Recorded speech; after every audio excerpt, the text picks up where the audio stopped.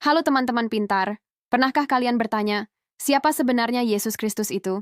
Apakah dia hanya guru moral, nabi besar, atau sungguh Allah yang menjadi manusia?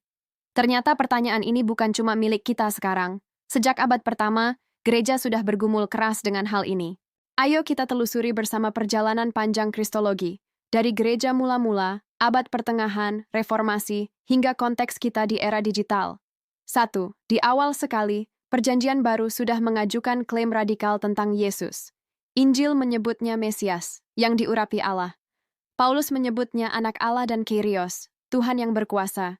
Dan Yesus sendiri tampil sebagai hamba Allah yang menderita tapi membawa kemenangan. Pertanyaannya untuk kita, kalau Injil sudah begitu jelas, kenapa masih ada perdebatan?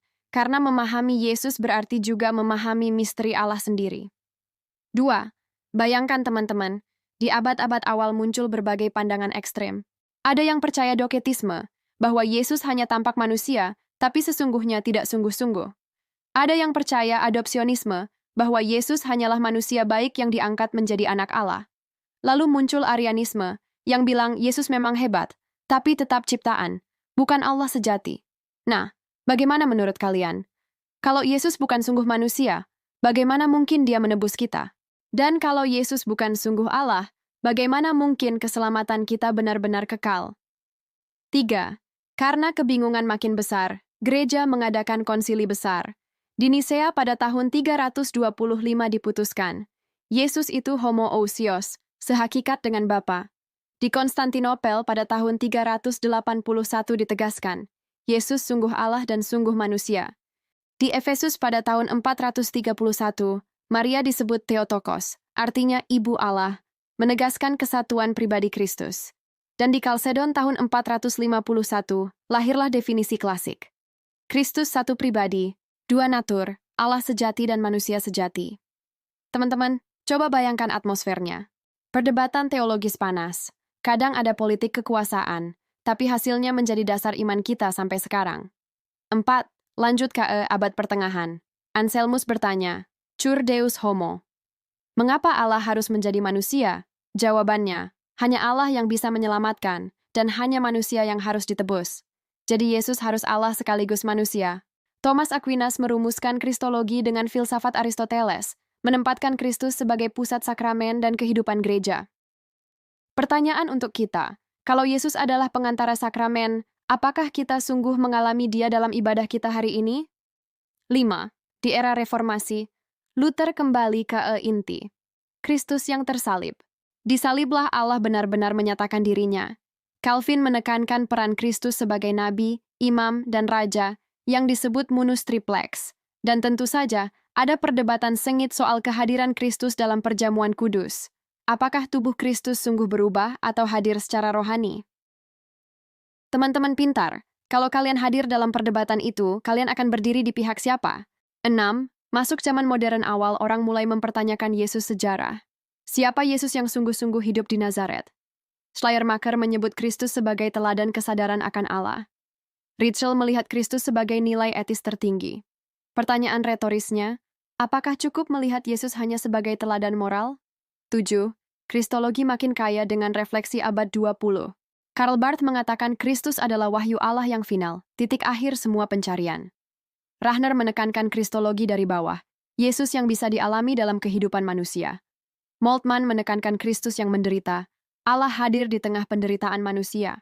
Bultmann mencoba demitologisasi, membaca Kristologi Perjanjian Baru tanpa mitos. Menarik bukan?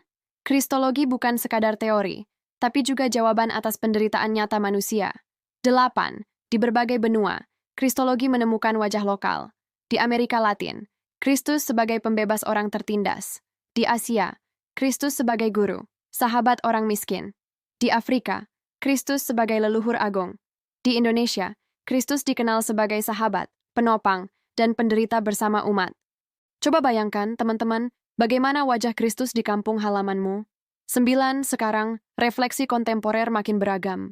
Kristologi feminis melihat Yesus sebagai sahabat perempuan tertindas. Kristologi ekoteologi menampilkan Kristus sebagai pusat kosmos, sang pencipta sekaligus pemulih. Dalam dialog antaragama, Kristus tetap unik tapi terbuka untuk berdiskusi. Dan jangan lupa, Kristologi digital. Bagaimana kita membicarakan Kristus di era teknologi, AI, dan media sosial? Teman-teman pintar, apakah mungkin Yesus hadir lewat layar yang sedang kalian tonton ini? Pertanyaan yang provokatif, bukan?